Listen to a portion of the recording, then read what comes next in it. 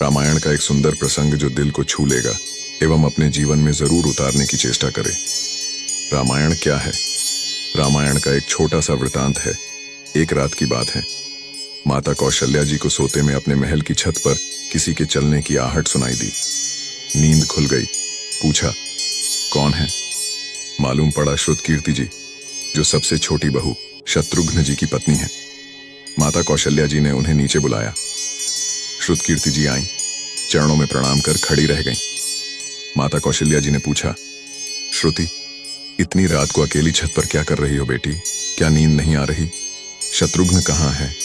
श्रुतिकीर्ति की आंखें भर आईं, मां की छाती से चिपटी, गोद में सिमट गईं।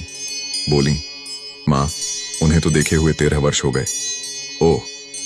कौशल्या जी का हृदय कांप कर झटपटा गया। तुरंत आवाज लगाई। सेवक दौड़े आए। आधी रात ही पालकी तैयार हुई। आज शत्रुघ्न जी की खोज होगी। मां चली। आपको मालूम है शत्रुघ्न जी कहाँ मिले?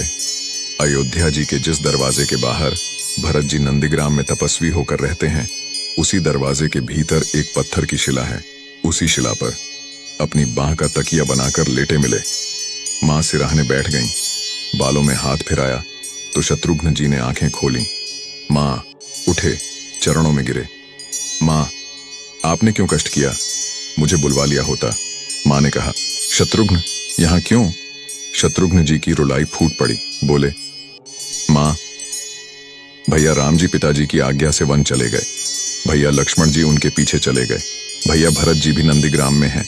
क्या ये महल, ये रथ, ये राजसी वस्त्र विधाता ने मेरे ही लिए बनाए हैं? माता कौशल्या जी निरुत्तर रह गईं। देखो क्या है ये राम कथा। यह भोग की नहीं, त्याग की कथा है। यहां त्याग की ही प्रतियोगिता चल रही है और सभी प्रथम है, कोई पीछे नहीं रहा। चारों भाइयों का प्रेम और त्याग एक दूसरे के प्रति अद्भुत, अभिनव और अलौकिक हैं। रामायण जीवन जीने की सबसे उत्तम शिक्षा देती है। भगवान राम को 14 वर्ष का वनवास हुआ तो उनकी पत्नी सीता मैया ने भी सहर्ष वनवास स्वीकार कर लिया। परंतु बचपन से ही बड़े भाई की सेवा में रहने वाले लक्ष्मण जी कैसे राम जी से दूर हो जाते? माता सुमित्रा से तो उन्होंने आज्ञा ले ली थी वन जाने की, परंतु जब पत्नी उर्मिला के कक्ष की ओर बढ़ रहे थे तो सोच रहे थे कि मां ने तो आज्ञा दे दी, परंतु उर्मिला को कैसे समझाऊंगा, क्या बोलूंगा उनसे? यही सोच विचार करके लक्ष्मण जी जैसे ही अपने कक्ष में पहुंचे तो देखा कि उर्मिला जी आरती का थाल लेके खड़ी थीं और बोली, आप मेरी चिंता छोड़ प्रभु श्री राम की सेवा में वन को जाओ, मैं आपको नहीं रोकूंगी। मेरे कारण आपकी सेवा में कोई बाधा ना आए, इसलिए साथ जाने की जिद भी नहीं करूंगी। लक्ष्मण जी को कहने में संकोच हो रहा था, परंतु उनके कुछ कहने से पहले ही उर्मिला जी ने उन्हें संकोच से बाहर निकाल दिया। वास्तव में यही पत्नी का धर्म है।